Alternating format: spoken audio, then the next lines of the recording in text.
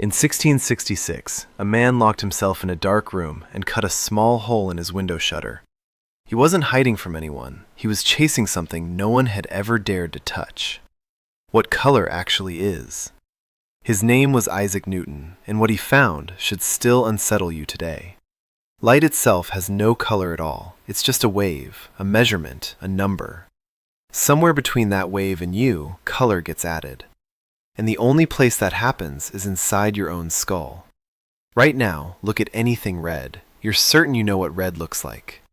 You've never once checked if anyone else sees it the same way, and here's the uncomfortable part. You can't.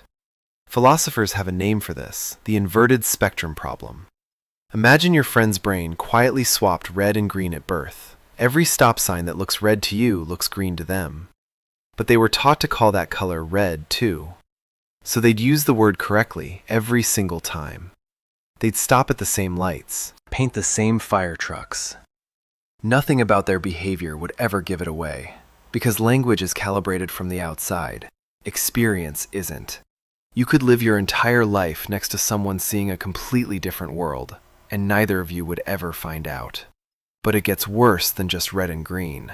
In 1982, a philosopher named Frank Jackson imagined a woman named Mary.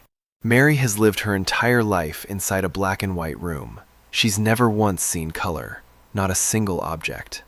But she has read every scientific book ever written about color.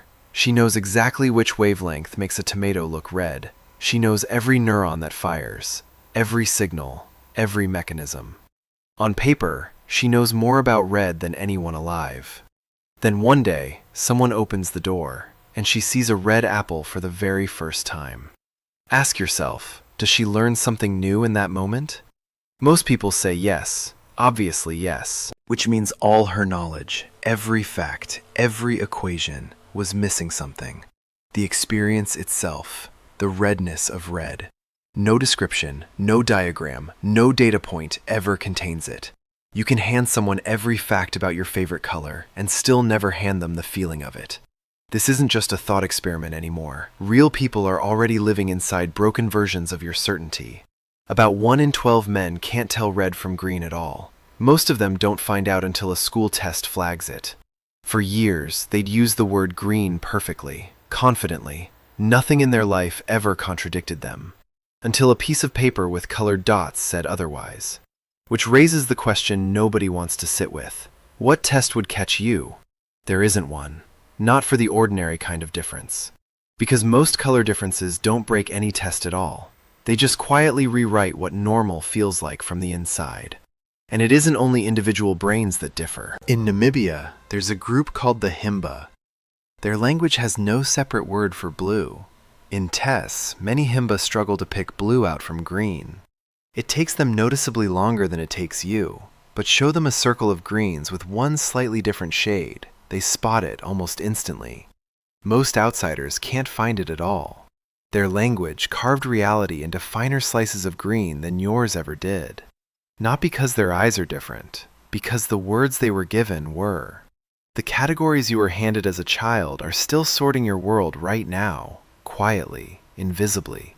Every time you glance at anything at all, and humans aren't even close to the edge of what's possible here. You have 3 types of color receptors in your eyes. The mantis shrimp has somewhere between 12 and 16. It can see ultraviolet light, polarized light, colors with no name. Colors that don't exist in any human language, in any human memory. You will never know what that looks like. Not even in theory. Your brain has no folder to file it into, no comparison to reach for. But here's the part that should really bother you. Some humans might already be seeing more than you. Scientists call them tetrachromats, people with a 4th type of receptor. Almost all of them are women. Estimates suggest up to 12%. They may be able to distinguish millions more shades than you can, and most of them have absolutely no idea it's happening. Because there was never a moment to compare notes. There is no shared meeting point outside either of your heads. No neutral room where 2 brains can finally compare their colors directly. Every test, every word, every comparison still runs through a brain. Your own. Just your own. So step back and ask what's actually doing the work here. It isn't the light. Light has no color, remember? It isn't the object. A tomato reflects wavelengths, nothing more. It's a translator sitting quietly behind your eyes, one that has never once checked its own translation against anyone else's. There's no conspiracy here. No one lied to you on purpose. There's just a machine that was never built to be checked. And every single one of us is carrying one. Sealed, private, untranslatable. Think back to the last sunset you actually stopped to watch. You felt something looking at it, something almost impossible to describe. That feeling was built entirely inside you, from nothing but wavelength and guesswork. No one else on Earth felt that exact version of it. Not once, not ever. You'd think that would feel lonely. Maybe it should. But consider what it actually means instead. Every color you've ever loved was never a fact about the world. It was something your own mind quietly made, just for you. Nobody else could have built that exact shade of red. Only you could. You were never wrong about what red looks like. There was never a correct red to be wrong about in the first place. What you have instead is something stranger and better. A private color, built by a private machine, that only ever ran once. Nobody will ever see it exactly the way you do, and when you finally close your eyes for the last time, so will it. So the next time you catch a color that stops you for a second, remember there's no wider test waiting to confirm you got it right. There's just you, quietly translating light into something that has never existed before.